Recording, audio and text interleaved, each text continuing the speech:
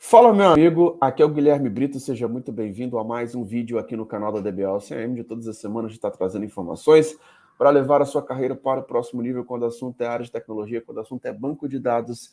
E nesse vídeo de hoje eu quero falar sobre quais os tipos de bancos de dados que existem.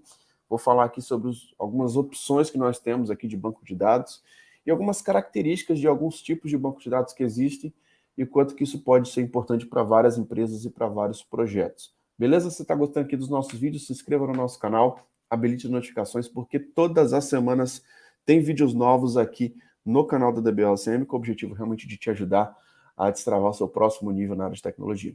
Vamos lá, pessoal. Primeira coisa, né? Um banco de dados ele é uma coleta organizada de informações estruturadas e armazenadas ali dentro de um sistema computacional, né?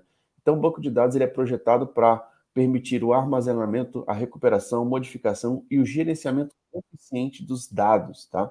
E a gente sabe o quanto que os dados são muito importantes, né? Então, o banco de dados ele desempenha um papel fundamental dentro da área de tecnologia, né? Porque ele armazena, gerencia, fornece acesso a dados que são essenciais para o funcionamento de aplicativos, sistemas e serviços, tá? Então, existem várias razões aí pelos quais os bancos de dados são importantes na área de tecnologia. O primeiro dele, armazenamento de dados, acesso eficiente a dados, concorrência e controle de acesso, integridade e consistência de dados, escalabilidade e desempenho e análise na tomada de decisões, tá? Então, os bancos de dados, de fato, eles têm uma importância muito grande dentro da área de tecnologia. Agora a gente precisa pensar, né? Quais são os tipos de banco de dados que existem hoje dentro da área de tecnologia e muitas vezes entender quais são as opções que nós temos dentro do mercado e quais são as características desses tipos de bancos de dados, né? Os bancos de dados mais comuns aí que a gente consegue visualizar e ver realmente em grandes empresas, né? Em muitos projetos que têm a necessidade de um banco de dados relacional, tá?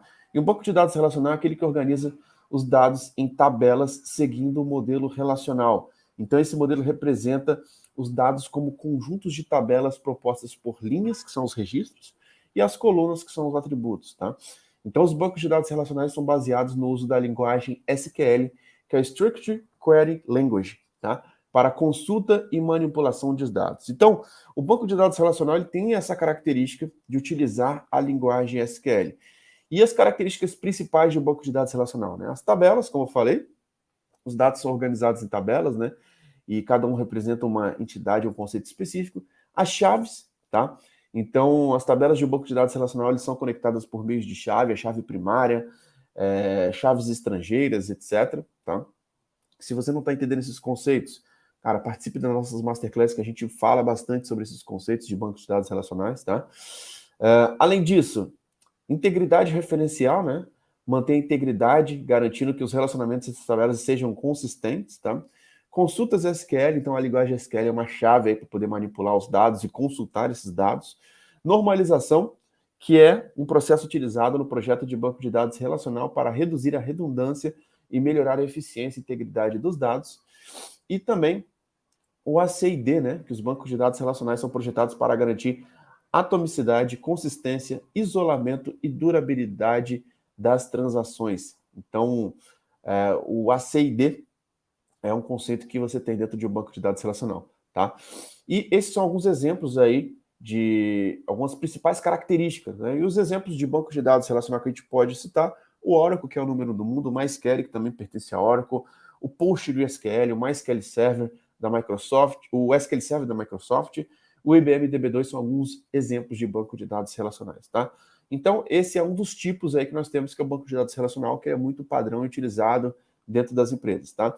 Nós temos os bancos NoSQL, NoSQL, né? Que também são sistemas de gerenciamento de banco de dados que foram projetados para lidar com requisitos específicos que não são atendidos pelos bancos de dados relacionais tradicionais.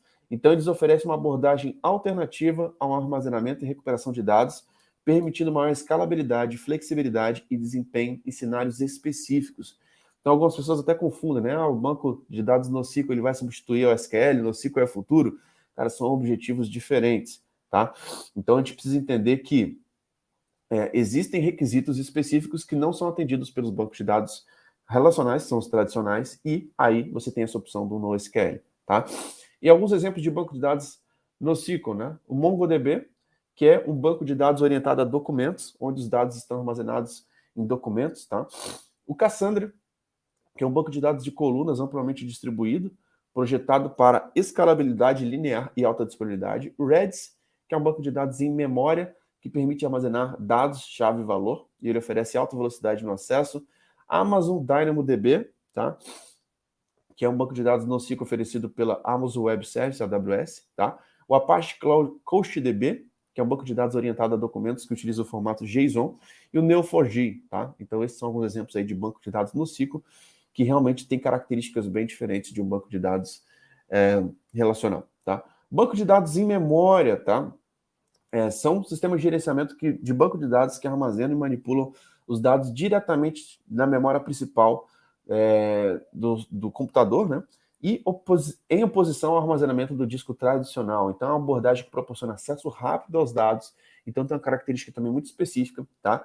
E tem alguns exemplos também, o Memcached, o Apache Ignite, o VoltDB, o SAP HANA, são alguns exemplos aí que nós temos de banco de dados em memória, tá? Bancos de dados em nuvem são sistemas de gerenciamento de banco de dados que são implantados e executados em plataformas de computação de nuvem que oferecem a capacidade de armazenar e processar dados de forma escalável, flexível e altamente disponível, sem exigir uma infraestrutura local. Então, são alguns bancos de dados que já foram criados, pensados em cloud, tá? O Amazon RDS é um deles, tá? É um serviço de banco de dados relacional da Amazon, que oferece suporte a bancos de dados como MySQL, Postgre, Oracle e SQL Server. O Google Cloud Spanner, tá? Que é um banco de dados relacional globalmente distribuído no Google Cloud, no Google Cloud Platform, né, que é o GCP.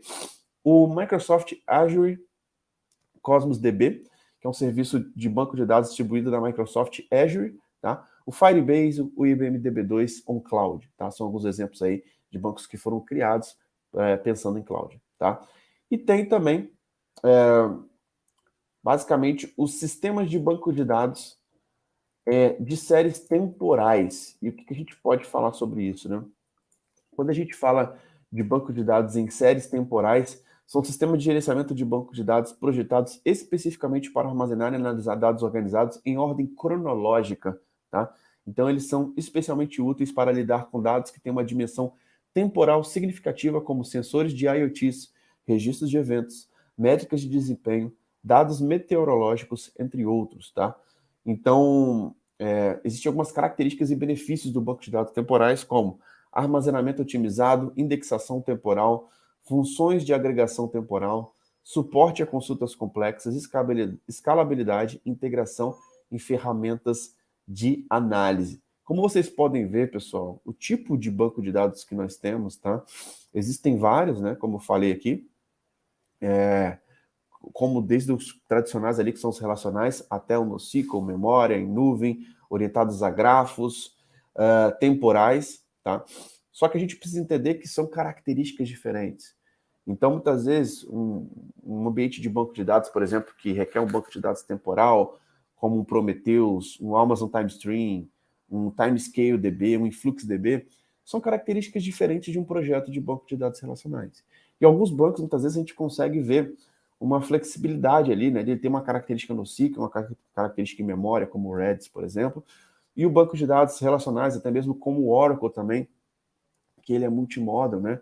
Onde você consegue ver que você consegue também armazenar documentos, por exemplo, dentro do banco de dados.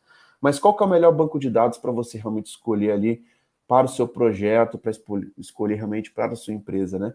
Aquele banco de dados que realmente tem as características que vão atender o projeto. E essas características, existem vários critérios para você tomar uma decisão de escolha sobre um banco de dados, sobre custo de licenciamento, performance, alta disponibilidade, características do projeto, para você realmente entender qual que é o banco de dados mais adequado para aquela situação, tá? Então, existem diversos tipos de banco de dados, diversos tipos de categorias diferentes, com algumas características e casos de uso adequados. Então, é importante você entender que o mais comum é você utilizar bancos de dados relacionais, mas no mercado existe uma lista gigante ali. Se for no ranking da The Ben James, que é um site onde tem um ranking dos bancos de dados mais utilizados, o Oracle é o que está lá em cima, tá? O Oracle é o que é mais utilizado hoje no mundo. E quando você domina uma tecnologia que ela é líder de mercado, você consegue, com certeza, se destacar muito e ter excelentes salários e excelentes oportunidades dentro da área de tecnologia. Se está gostando aqui dos nossos vídeos, se inscreva aqui no nosso canal, habilite as notificações. Espero que esse vídeo possa ter te ajudado. Lembrando que essa experiência também vai estar disponível nas plataformas de podcast, como Apple Podcast, Google Podcast, Spotify. Então assine a DBOCM por lá, para você não ficar de fora dos nossos conteúdos. Então é isso, um grande abraço e até o próximo vídeo. Valeu!